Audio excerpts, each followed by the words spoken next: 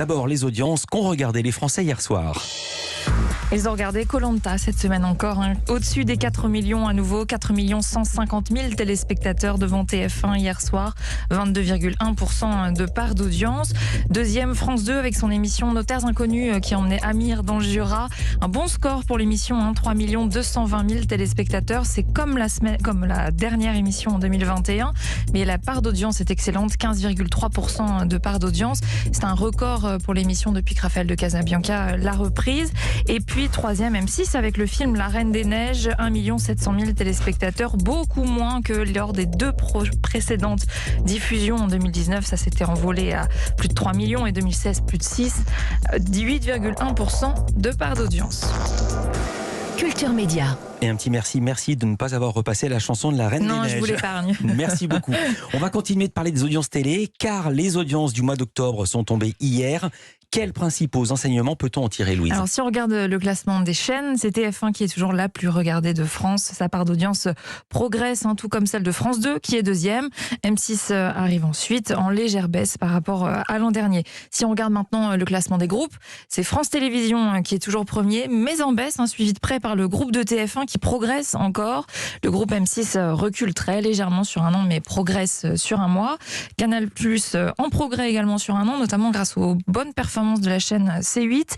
Et puis à noter que TF1 le groupe établit son record depuis 14 ans sur sa cible privilégiée, celle dont je vous parle très régulièrement, la fameuse femme responsable des achats de moins de 50 ans.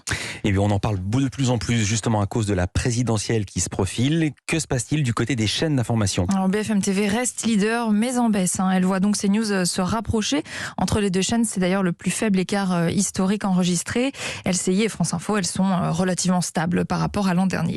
Mais quand même derrière, plus question de télévision, mais de presse écrite, Joe Star va lancer un magazine de cuisine. Oui, alors il vous l'a annoncé hier à vous, Philippe, dans la partie culture de l'émission. En toute fin d'émission, ce sera un semestriel qui s'appellera 5 Stars, bien plus qu'un simple magazine avec des recettes de cuisine. Joe Star veut notamment y raconter des histoires de chefs.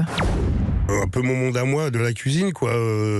Des chefs militants, des chefs réfugiés, des gens atypiques, des gens qui ont toujours des vraies histoires à raconter. Moi, je crois que j'aime les cuisiniers, enfin les chefs et tout ça, parce que il y a toute l'histoire humaine qui va avec, et ainsi de suite. On va essayer de faire un truc qui se la raconte pas, justement. Rappeler que manger est une fête, que manger c'est le partage. Voilà, c'est un plaisir en fait.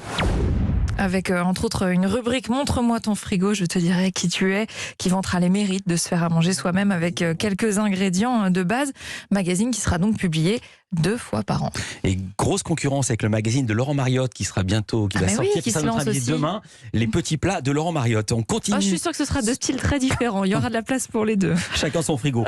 On va continuer ce journal avec des actus sur les médias numériques, à commencer par Facebook qui supprime la reconnaissance faciale. Oui, depuis plus de 10 ans, le réseau social utilise cette technologie, vous savez, pour reconnaître des personnes présentes sur les photos ou les vidéos.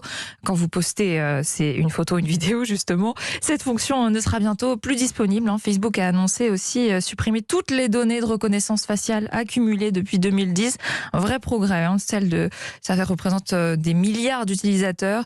C'est une annonce qui n'est pas anodine dans le contexte actuel. On vous en parle régulièrement. Facebook est en pleine tempête et avait bien besoin de redorer son blason. Samuel Etienne banni de Twitch pour quelques jours. Oui, le journaliste et animateur ne pourra pas proposer ses revues de presse en direct sur la plateforme pendant 3 jours. Il a dû annuler aussi un grand rendez-vous. C'est 11 heures de live qui était prévu dans les coulisses de Questions pour un champion. La situation le met en colère, car la décision de Twitch manque de discernement selon lui. Pourquoi a-t-il été banni ? Alors non, il ne s'est pas baladé nu sur Twitch. Il a simplement lu un article lors de son direct de sa revue de presse vendredi dernier. Un article du Parisien sur l'évolution de la représentation des scènes érotiques à la télé française. Et parmi les photos choisies par le journal pour illustrer cet article, une capture d'écran d'un film de 61, l'exécution. On apercevait les fesses d'une actrice. D'ailleurs, c'est ce que raconte le journal. Cette scène avait choqué à l'époque, avait fait un petit scandale. Et c'est comme ça qu'avait été créé le fameux carré blanc en bas à droite de l'écran, une manière de signaler des scènes qui peuvent choquer. Et donc, pour avoir montré cet article à la caméra sur Twitch, Samuel Etienne a été banni pour 3 jours. Ce qu'il regrette, une règle pour être juste doit être appliquée avec intelligence. Ce ne fut pas le cas ici, a-t-il écrit. Plateforme toujours, Netflix se lance dans le jeu vidéo. Oui, l'annonce avait été faite il y a quelques semaines, on vous en avait parlé. La plateforme avait fait l'acquisition d'un studio de production de jeux vidéo. Cette fois, c'est du concret puisque Netflix a lancé son offre de jeux vidéo hier, déjà incluse dans l'abonnement. 4 jeux disponibles, 2 inspirés de la série Stranger Things, très populaire sur Netflix. Et puis un jeu de cartes, un autre de billes. Pour y accéder, il faut avoir... Oui, c'est très différent. Il faut avoir un système Android, pas encore disponible sur iOS. Les jeux sont à télécharger sur le magasin Google Play dans la plupart des langues, dont le français. Et puis on part du côté de la Chine pour terminer ce journal où de nouvelles entreprises américaines cessent leurs activités. Après LinkedIn le mois dernier, Yahoo a annoncé à son tour quitter le pays. Fini le marché chinois pour le moteur de recherche américain. Il était présent depuis 1999, mais il jette l'éponge. La faute à un environnement commercial et juridique de plus en plus difficile, d'après son porte-parole. Même démarche pour le très populaire jeu vidéo en ligne Fortnite. Les joueurs chinois ne pourront plus se connecter à partir de mi-novembre et le jeu n'accepte déjà plus de nouveaux gamers. Ces départs interviennent au moment où la Chine serre encore plus la vis au niveau du numérique avec une loi de protection des données personnelles très contraignante, même pour les entreprises américaines. Et puis pour les jeux vidéo, depuis cet été, la Chine a mis en place des nouvelles règles qui interdisent notamment aux mineurs de jouer en semaine, seulement 3 heures le week-end. Et puis pour Fortnite, c'est surtout son modèle économique qui ne tient pas. Le jeu est gratuit, mais il se finance grâce aux microtransactions, c'est-à-dire ces paiements au sein du jeu, comme des tenues pour les personnages par exemple. Or, ces microtransactions ne sont pas autorisées en Chine. Pas de profit dans un pays avec des règles très contraignantes. La décision de Fortnite n'a donc rien de très étonnant. Merci beaucoup Louise Bernard. Toutes les infos à retrouver dans notre newsletter média. Inscription gratuite sur europe1.fr. À demain pour un nouveau journal des médias. Oui, à demain. Je m'arrête de travailler à 9h22 puisque les femmes ne sont plus payées jusqu'à la fin de l'année, nous disait le Flash. Elle va préparer son journal en 8 minutes. À demain, Louise. À demain.